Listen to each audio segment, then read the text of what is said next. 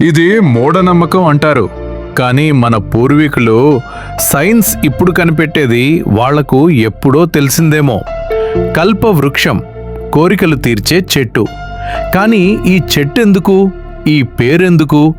2,500 సంవత్సరాల క్రితం ఈ చెట్టు క్రింద ఒక రాకుమారుడు బుద్ధుడయ్యాడు. యాదృచ్ఛికమా?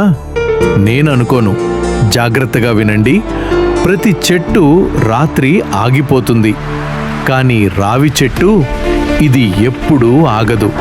24 గంటలు నిలకడగా ఆక్సిజన్, అత్యధిక కిరణజన్య సంయోగక్రియ, అత్యధిక శుద్ధీకరణ. ఇది విశ్వాసం కాదు, ఇది నిజం, వాస్తవం.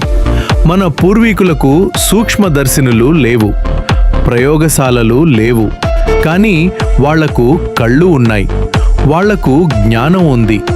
మనం మరిచిపోయినది వాళ్ళు చూశారు.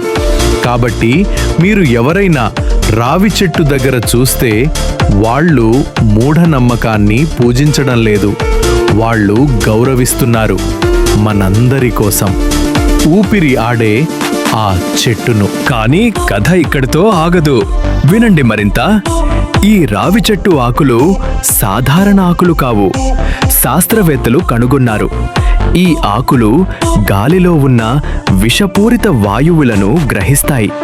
Carbon dioxide, sulphur dioxide, nitrogen oxide అన్నీ. ఈ చెట్టు ఒక సహజ వాయు శుద్ధీకరణ యంత్రం. మరియు మీకు తెలుసా, రావి చెట్టు వేర్లు నేల క్షీణతను ఆపుతాయి, భూమిని బలపరుస్తాయి, జలాన్ని సంరక్షిస్తాయి. ఒకే చెట్టు 100 మందికి ఛాయా సంరక్షణ. ఆయుర్వేదంలో రావి చెట్టు ప్రతి భాగం ఔషధం. బెరడు, ఆకులు, పండ్లు, వేర్లు, ప్రతిదీ.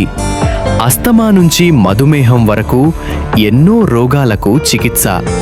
మన పెద్దలు దీన్ని ఎందుకు పూజించారో ఇప్పుడు అర్థమవుతుందా?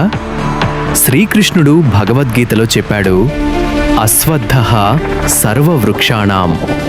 అన్ని చెట్లలో నేను రావి చెట్టును.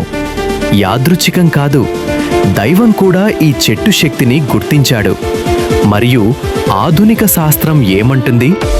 నాసా పరిశోధన ప్రకారం రావి చెట్టు అత్యంత సమర్థవంతమైన కార్బన్ సీక్వెస్ట్రేషన్ చెట్టు. గ్లోబల్ వార్మింగ్కు పరిష్కారం మన తోటల్లోనే ఉంది.